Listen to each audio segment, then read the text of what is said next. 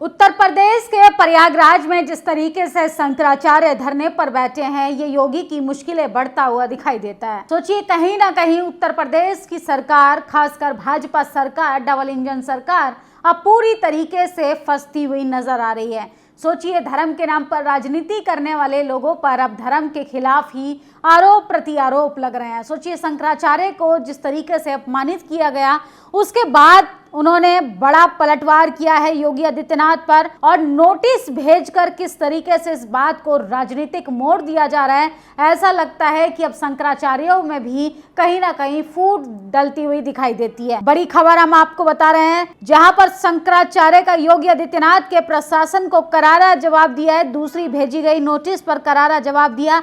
शंकराचार्य की ओर से लिखा गया कि मेले के दौरान उसके बग्गी से जाने का प्रश्न ही नहीं। मेला प्रशासन को इतना पता होना चाहिए कि बग्गी को घोड़े खींचते हैं, वो पालकी में सवारते हैं, न कि बग्गी में। मौके पर अव्यवस्था खुद अधिकारियों ने फैलाई और वो भी जानबूझकर। शंकराचार्यों की पालकी को ऐसे ढलान पर छोड़ दिया ताकि वो नदी गड्ढे में गिर पड़े। वो उनकी हत्या के प्रति साजिश थी। इस तरीके का आरोप लगाया जा रहा है योगी पर और योगी की प्रशासन व्यवस्था पर। वहीं सर्वोच्च न्यायालय और उच्च न्यायालय के आदेशों पर शंकराचार्य के समर्थन में शंकराचार्य हैं। मेला प्रशासन को इस बात सवाल उठाने का हक नहीं। अगर मेला प्रशासन ने कोई भी गैरकानूनी हरकत की है तो उसे कोर्ट में चुनौती दी जाएगी। शंकराचार्य ने धर्म युद्ध छेड़ दिया है। हैरानी की बात है, जिन्हें भगवा और धर्म के नाम पर सत्ता की कुर्सी दी गई, उनके ही अधिकारी बटुक ब्राह्मणों की शिकायत खींचकर उन्हें सड़कों पर घसीट रहे हैं। सत्ता का चरम अहंकार धर्म के साथ फ्री स्टाइल वाली कुश्ती लड़ने का आमादा हो गया है। तो किस तरीके से अब शंकराचार्य जो हैं योगी जी के खिलाफ सड़कों पर जमकर अब आंदोलन करते हुए भी दिखाई देंगे।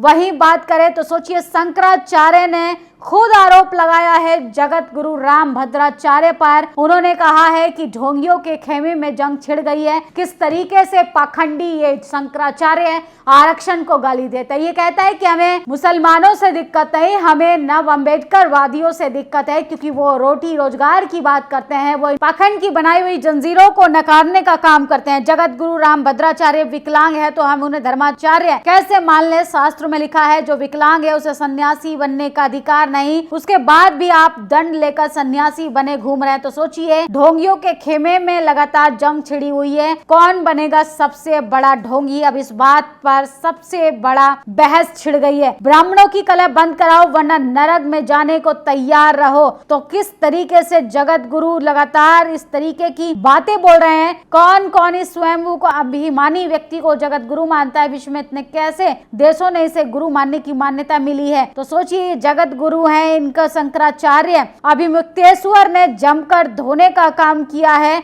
और किस तरीके से लगातार धर्म के नाम पर राजनीतिक रोटियां सेकने वाले लोग किस तरीके से आपस में ही लड़ते हुए दिखाई दे रहे हैं, क्योंकि मामला सत्ता की कुर्सी का है। मामला जो है अब पावर में रहने का है। वहीं बात करें मध्य प्रदेश में, तो मध्य प्रदेश में दलित पिछड़े आदिवासियों पर अत्याचार लगातार अपनी चरम पर है।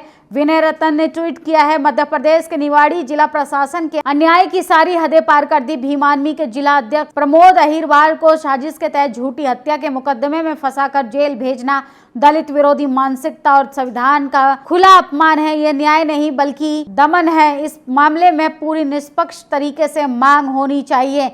तो बहुजन समाज के लोग हैं तो आप पर झूठे मुकदमे, झूठी एफआईआर, झूठे ऐसे आपका ट्रैक रिकॉर्ड खराब किया जाएगा ताकि आप इस सत्ताधारी सिस्टम से सवाल न कर पाओ। झूठे मुकदमे के जरिए निर्देशों को जेल भेजना, भीम आर्मी कार्यकर्ताओं पर फर्जी केस थोपना, पुलिस के जरिए आवाज दबाना, ये लोकतंत्र नहीं सत्ता का खुला दमन है। संविधान अधिकारों का हनन करे मोहन सरकार और प्रशासन को जवाब देना होगा। 28 जनवरी 2026 को जेल भरो आंदोलन होगा, जिसकी पूरी जिम्मेदारी जिला प्रशासन की होगी। तो आप ये वीडियो सुनिए। आपने लिए बयान क्यों नहीं लिए बयान आप लोगों ने? क्यों नहीं करने दे रहे? आपने पकड़ एक जो उसको निर्दोष को जेल भेज दिया। आपने निर्दोष को जेल भेजा, आपने जलाते।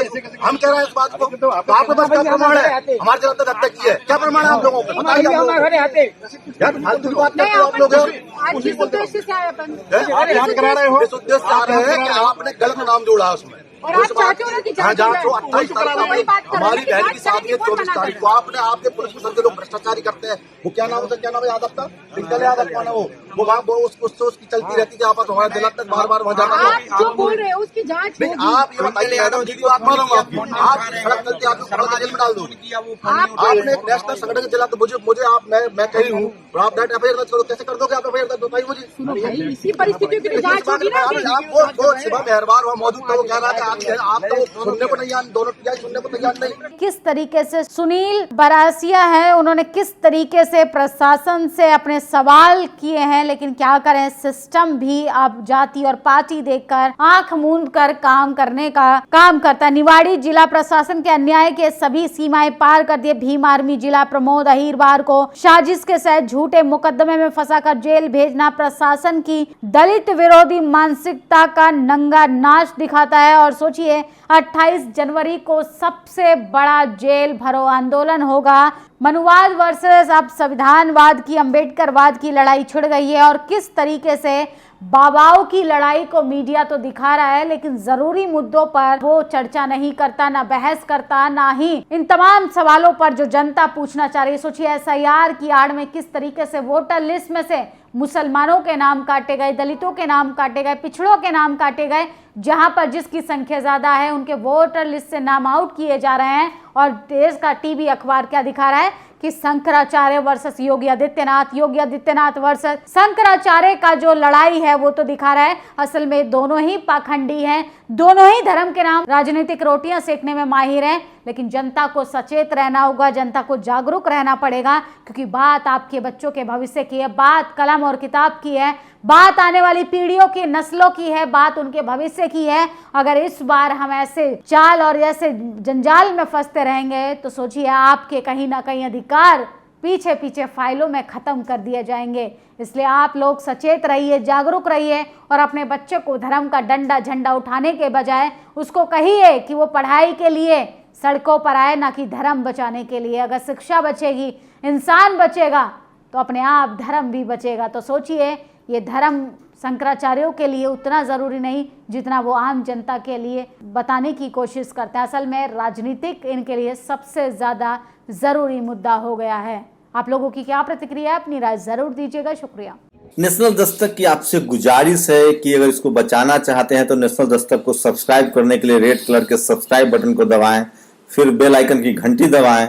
नेशनल दस्तक को बचाने के लिए बहुत जरूरी है कि हर खबर को शेयर करें, लाइक करें, कमेंट जरूर करें।